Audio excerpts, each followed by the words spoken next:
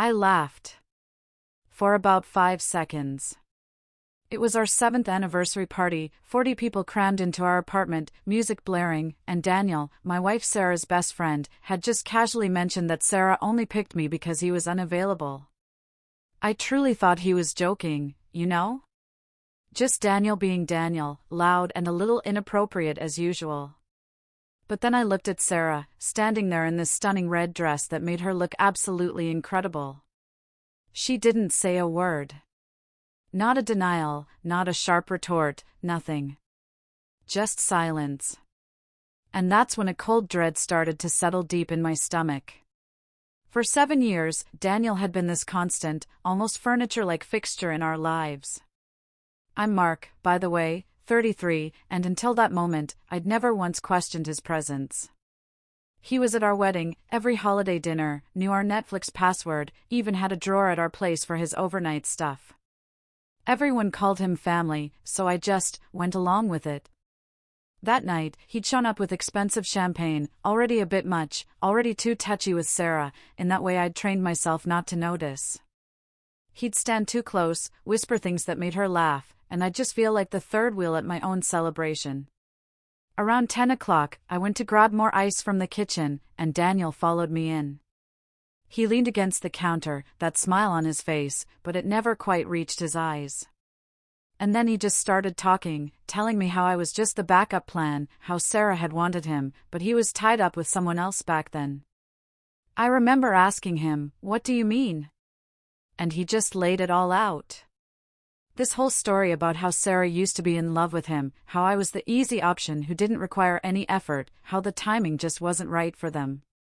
She picked you because she needed to prove someone would pick her, he said, and the confidence in his voice, like they'd discussed this version of events, made that cold feeling in my gut spread.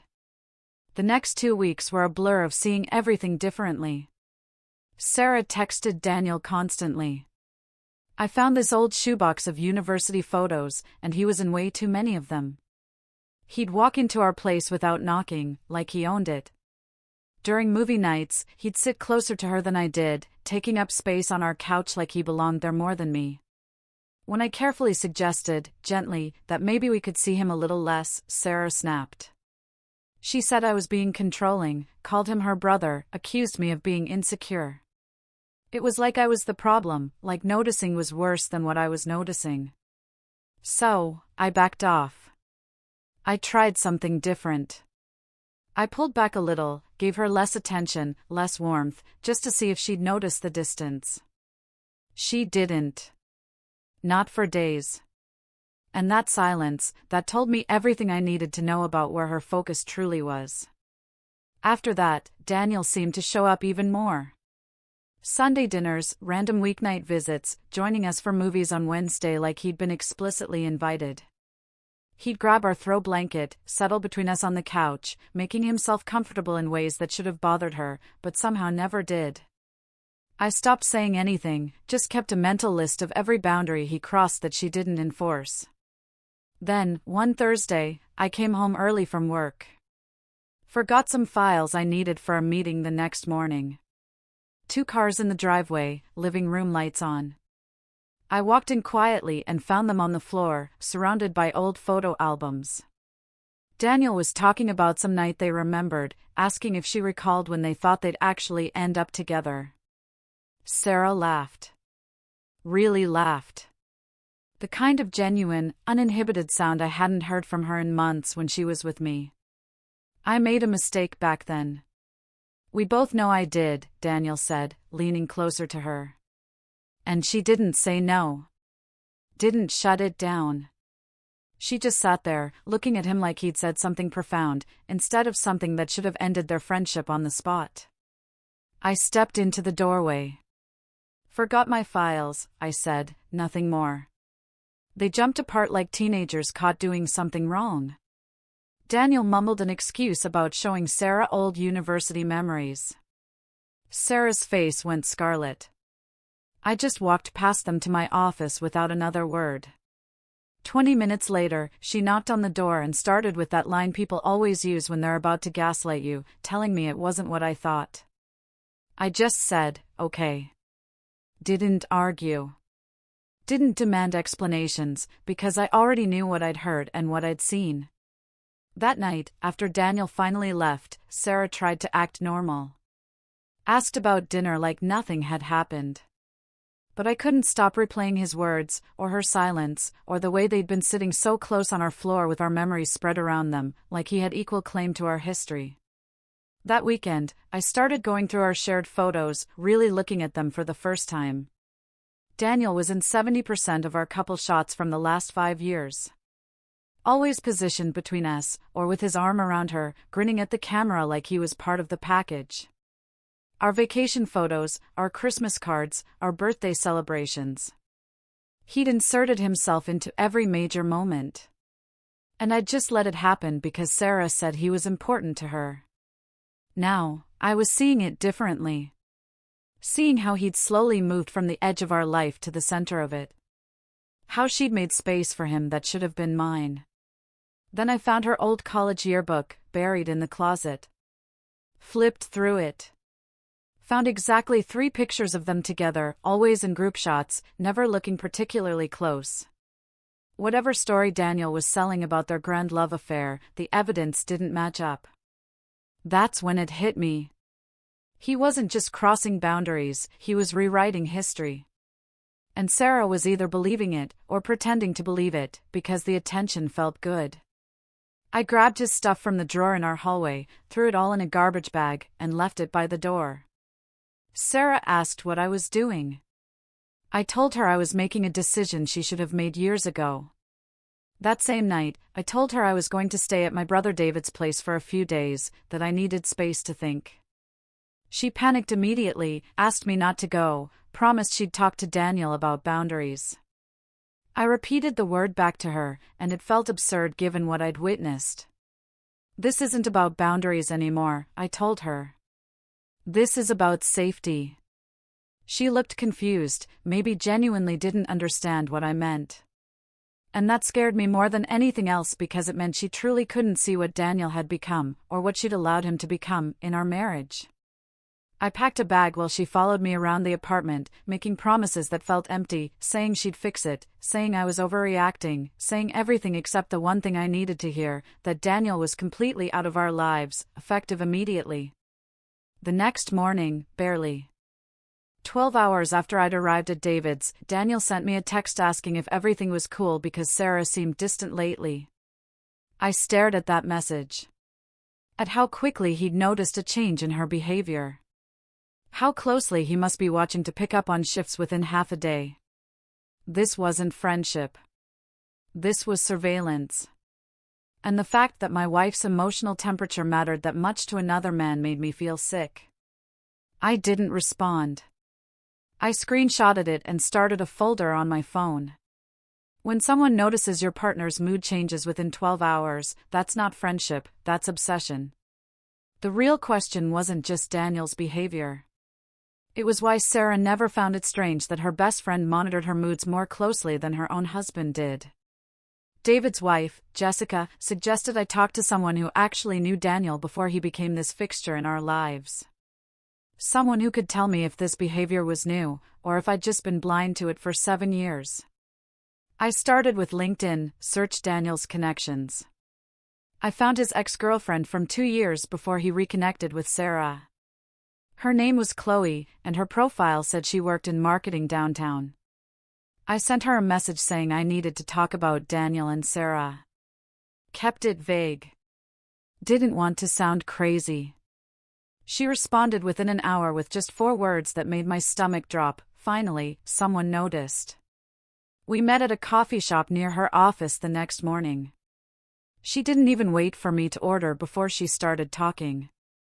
She told me Daniel had been obsessed with Sarah since college. That their whole friend group knew about it. That Sarah had gone on maybe 2 dates with him before realizing something was off and cutting contact. But Daniel didn't accept that. He started showing up places Sarah would be. Called her at odd hours. Told mutual friends they were meant to be together, even after she'd made it clear they weren't. Chloe described an incident at Sarah's dorm, where campus security got involved, where Sarah's roommate filed a complaint, where the whole thing got messy enough that Sarah transferred to finish her degree at a different school. I sat there feeling like the floor had disappeared underneath me. Sarah had never mentioned transferring, never mentioned any of this, and I'd been married to her for 7 years. Chloe pulled out her phone and showed me screenshots she'd kept from when she dated Daniel. Messages where he talked about Sarah like she was his property, like their story wasn't finished just because she'd moved away. He told Chloe that Sarah was the one who got away, that he was just killing time until she came back to him. And when Chloe broke up with him, he didn't even seem upset, just said, "You weren't Sarah anyway." She told me Daniel had a whole folder on his laptop of photos he'd collected, social media posts, pictures from mutual friends, screenshots of her tagged locations. Chloe explained she'd had his laptop password when they lived together, got suspicious enough to look through his files before she moved out. Found organized folders labeled with Sarah's name going back years. When Chloe confronted him about it, he said she was overreacting, that he was just keeping up with an old friend, but she'd seen the way he studied those photos, like he was memorizing every detail. Chloe said she'd warned Sarah about it back then. Sent her a message about Daniel's continued fixation, but Sarah never responded. And then years later, Chloe saw Instagram posts showing Daniel back in Sarah's life like nothing had happened. I asked if she still had any of those files, and she nodded. Said she'd kept them because something told her they'd matter eventually. She airdropped me everything right there. Dozens of messages, photos of Daniel's photo collection, even a video Chloe had secretly recorded of him talking about Sarah at a party, drunk enough to be honest about his plans to eventually be with her. I drove back to David's place with my hands shaking on the wheel, pulled into the driveway, and just sat there trying to process what I'd learned. David came out, saw my face, and called his friend, Ethan, who used to work in private investigation before he switched to corporate security. Ethan came over that evening with a laptop and a legal pad. Asked me to tell him everything in chronological order. We spent 4 hours building a timeline, starting from college and moving through every interaction I could remember. Every time Daniel showed up unannounced, every holiday he inserted himself into, every photo where he positioned himself between Sarah and me. Ethan pointed out patterns I hadn't consciously noticed. How Daniel's visits increased whenever Sarah and I had any kind of conflict. How he always brought gifts that were slightly too personal. How he'd started dressing similar to me in the last 2 years. "He's not trying to be with her," Ethan said, tapping his pen on a cluster of dates. "He's trying to replace you. Become so embedded that removing him feels impossible." We mapped out Daniel's social media posts and found he'd been tagging our location, our favorite restaurants, our vacation spots, building this digital narrative where he was part of our relationship, whether we acknowledged it or not. The next day, I drove back to our apartment. I needed to have this conversation face to face. Needed to see Sarah's reaction when I showed her what I'd found. She was in the kitchen when I walked in. Looked relieved to see me. Started to say something about missing me, but I cut her off. "Did Daniel threaten you in college?" Her face went completely white. And that told me everything before she even opened her mouth. She tried to minimize it, said it was complicated, that his ex-girlfriend was just bitter and exaggerating, that Daniel had changed since then.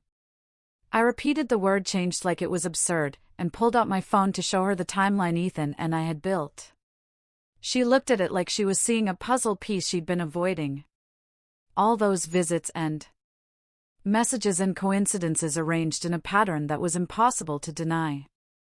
I told her Daniel knew where we were all the time, that he showed up within an hour of us posting anything, that he was monitoring us, and she'd been letting him.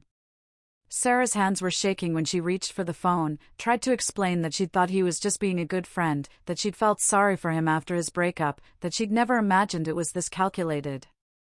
Chloe sent me more files while Sarah and I were still talking. Additional screenshots she'd found in old backups. There were subcategories in Daniel's collection, one labeled with Sarah's name containing hundreds of photos organized by year and event. Screenshots of every comment Sarah left on social media. Even saved copies of posts she deleted. There were notes, too. Observations about what she wore, who she talked to, what time she usually left for work at the insurance company where she'd been an adjuster for the last 4 years. I showed Sarah the folder structure and explained this was a surveillance log, not friendship, that this obsession had been going on since before we even met. She started crying. Said she'd broken contact with him after college, specifically because things got weird. But he'd reached out years later, acting normal, apologizing, seeming stable. She believed he'd moved on. Thought the past was past. Never imagined he'd been watching her the entire time. I asked why she hadn't told me about college. She said she was embarrassed. Thought it made her look naive. Didn't want me to think she had poor judgment about people. I pointed out that letting him back into our lives after that was the actual poor judgment. And she nodded, finally understanding what she'd invited back in. Daniel sent Sarah a message around midnight asking if she was okay because he'd driven past our apartment and seen my car back in the driveway. I showed her the text and pointed out he was driving past our place at midnight, that he was escalating, that this surveillance was getting bolder. Sarah stared at that message for a long time before she finally said she needed to cut contact completely, that she'd been wrong to think boundaries would be enough. I told her she needed to be harsh about it. No soft language, no room for interpretation, because men like Daniel heard what they wanted to hear in any ambiguity. We wrote the message together, short and direct, telling him not to contact her anymore, not to come by, that their friendship was over. Sarah hesitated before sending it. Said it felt mean. Mean keeps you safe, I replied, and she finally pressed the button. Daniel's response came in seconds. A paragraph about how I was controlling her, how he knew she didn't really want this, how he had proof that she still cared about him. Then the calls started. One after another. 15 in 10 minutes. We let them go to voicemail and listened to them get progressively more unhinged. The last one saying she was his, that I'd stolen her, that he was coming over so they could talk in person. That message made me grab my keys and tell Sarah we were leaving, going to a hotel for the night because I didn't trust what Daniel might do when he realized she was serious.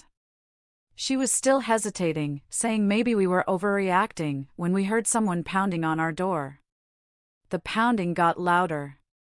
Daniel started yelling through the door that he could see the lights on, that he knew we were home, that Sarah needed to talk to him without me poisoning her mind. I called the police while Sarah stood frozen in the hallway, her phone showing those 17 missed calls in the last 20 minutes. The operator told us to stay inside, keep the door locked, that officers were 7 minutes away. Daniel kept yelling, his voice getting more desperate, saying he'd been there for Sarah when I wasn't, that their connection was real, that I was just threatened by what they had. When the police arrived, he immediately switched personalities, became calm and reasonable, told them there was a misunderstanding, that he was just checking on his best friend who'd sent him a concerning message.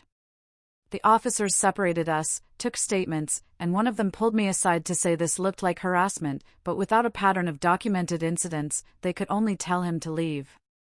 They gave us an incident report number and suggested we look into a restraining order if his behavior continued. Daniel left, but not before staring at our apartment window, and I knew from his expression that he didn't consider this over.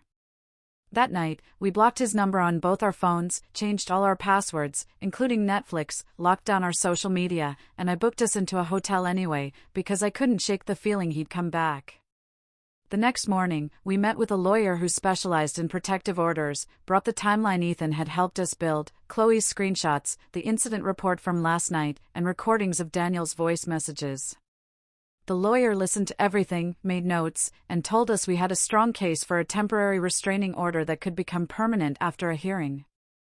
She explained the process would take about 2 weeks to get the temporary order, that Daniel would be served with papers, that he'd have a chance to contest it in court about 3 weeks after filing. People like this often escalate when they're officially cut off. Document everything. Don't engage with him directly, and call the police immediately if he violates the temporary order. We filed the paperwork that afternoon, and the lawyer said Daniel would be served within 48 hours. That night, Sarah couldn't sleep. Kept checking the windows, even though we'd installed security cameras at our front door and parking area the day before. Changed our locks and told our neighbors and building manager about the situation. Daniel got served at his workplace 2 days later, and the fallout was immediate. He started sending Sarah emails from different accounts, each one more manipulative than the last, saying she was making a mistake, that he had proof she'd led him on, that he'd show everyone the truth about our marriage. Then the fabricated screenshots started appearing. Messages that looked like they were from Sarah, saying she loved him, that she was only staying with me out of obligation, that they'd been planning to be together. I showed them to Ethan, who examined the metadata and pointed out they were obviously edited, different fonts, timestamps that didn't match up, messages inserted into threads that didn't exist in the original conversations. Ethan explained how Daniel had taken real conversations and spliced in fake responses, building a counter-narrative to use in court to make himself look like the victim.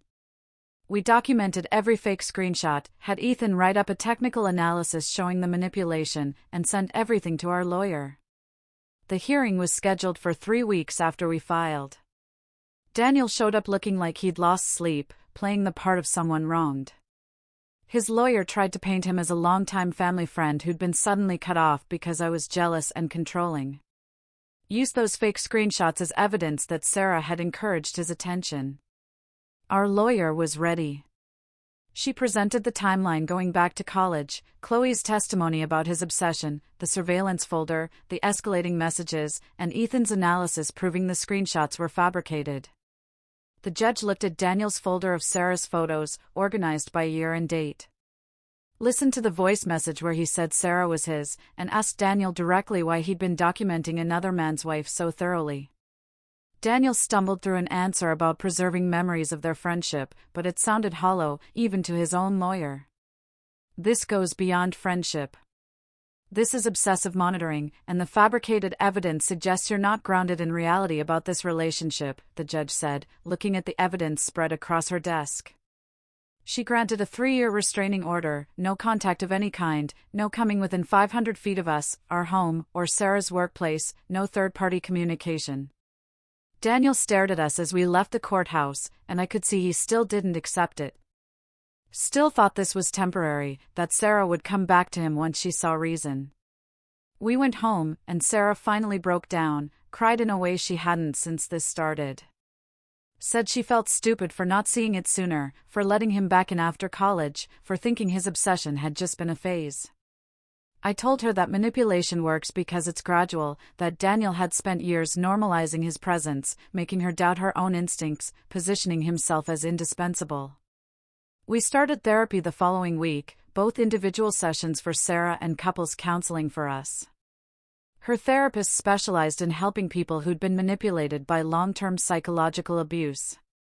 Worked with Sarah on understanding why she'd minimized Daniel's behavior, why she'd been afraid to enforce boundaries, why his attention had felt validating even when part of her knew it was wrong.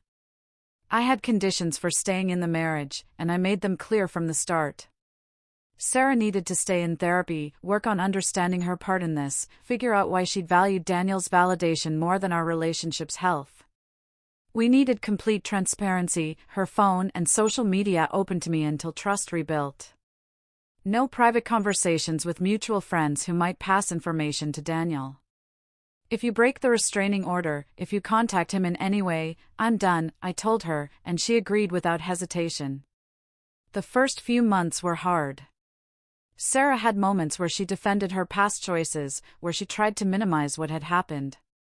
But her therapist kept bringing her back to reality. Slowly, she started seeing the patterns. How Daniel had exploited her guilt and empathy, how he'd made her responsible for his emotional state, how he positioned himself as the one person who truly understood her while systematically isolating her from recognizing how unhealthy their dynamic had become. We're 8 months past the restraining order now, and life feels different. Quieter. Like we're finally building something that's just ours. Daniel violated the order once, showed up at Sarah's workplace trying to deliver a letter, and spent a night in jail before his lawyer got him out.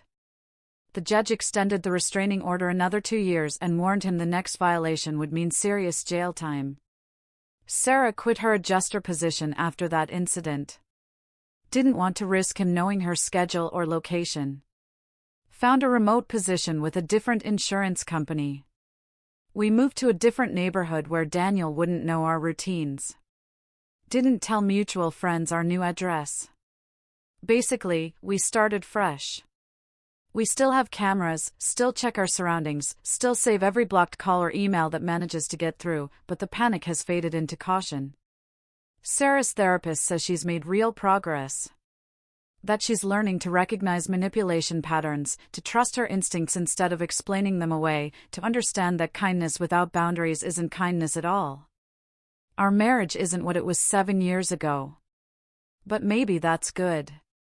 Maybe what we had before was built on ignoring problems instead of solving them. Now we have actual boundaries, real conversations about what we need, and space that belongs only to us, without someone else's shadow filling it.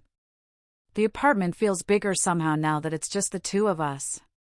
Now that every photo on our wall is actually ours. Now that the person sitting next to Sarah on the couch is the person who's supposed to be there. Would you have caught the signs earlier, or would you have also dismissed them as overthinking?